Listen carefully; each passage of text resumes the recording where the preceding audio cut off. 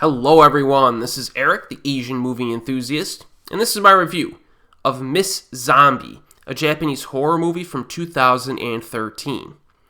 This film takes place in a reality where zombie infections have many different stages and full-blown zombie transformations take years to complete.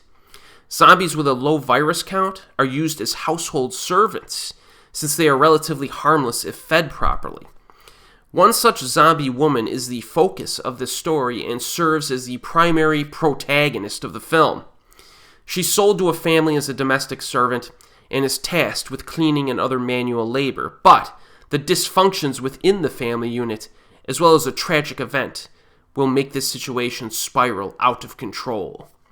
Now, I'm not sure how many times I need to talk about this movie, but I have discussed it multiple times on this channel over the years, as well as with my collaborations with other YouTube channels. I highlighted it in my Death of J horror video, my comparison video between Asian horror films from 2003 to 2013. It's in my Asian horror playlist videos, my collection video. It's all over the place. If I were to make a list of my favorite Japanese horror movies of all time, Miss Zombie would make that list.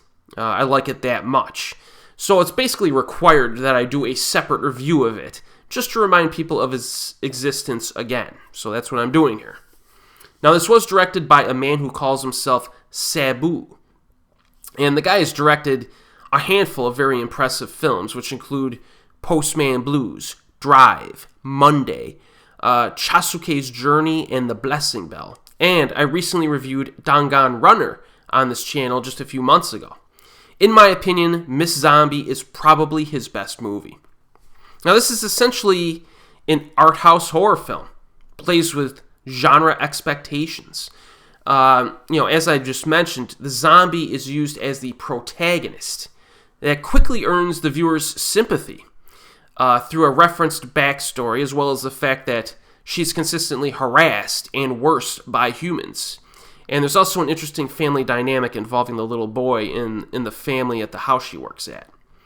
And this film will surprise you a little bit with its dramatic impact, because it becomes emotionally resonant even fairly early on. This movie actually deceptively has a lot of heart to it. Filmmakers really care about the zombie woman and portraying her in such a way as to be, sympathetic.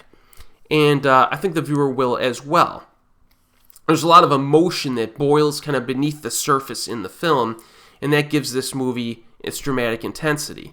The lead actress, Ayaka Komatsu, gives a very good silent performance. One of the best performances in a Japanese horror film, I think, in the last decade. I think she's that good. And she's forced to use slight mannerisms, facial expressions to give the viewer an idea of what her character is thinking and feeling. In terms of visuals, this is very nicely shot in black and white, with natural sunlight being vividly showcased. The use of sunlight in this movie is actually really good. Looks pretty awesome, actually. And the black and white color scheme makes sense, given the fact that the visuals are similar to a classic silent film in some ways. There's one slow motion shot near the end of the movie. It's one of my favorite scenes in a horror movie, I think, ever. It's I'm not going to spoil it for you, but let's just say the way things were shot in that scene changes. Now, I must warn you, this is the biggest warning I'm going to give you about this movie. Pacing is glacial, all right? There's some repetition in our protagonist's daily routine that kind of helps the foundation of the film, though. She endures certain things day in and day out, and you get a feel of her lifestyle. And this presentation could frustrate some viewers. This is not like a mainstream horror film. This ain't The Ring or Ju-on.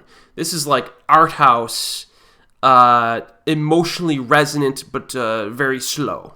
All right, could be too slow for some people. All right, you need some patience while watching it. But I think it's really good. And the 1 hour and 25-minute runtime kind of helps matters, because it's not that long. Now, in terms of horror, the film is disturbing, but mostly on a psychological level. It's not like overly gory or anything like that. It's all psychological here, which I appreciate. And another surprising aspect is that the most disturbing content is driven by human nature. And, this is something that zombie movies have done a lot over the years, holding a mirror against humanity and that type of thing. Nothing new specifically, but Miss Zombie is, I would say, more impactful than most of the zombie movies out there that have been known for their social commentary. I think that just the characters here work well. So, I would say, even if you really don't want a movie that's slow paced, you might have to skip it.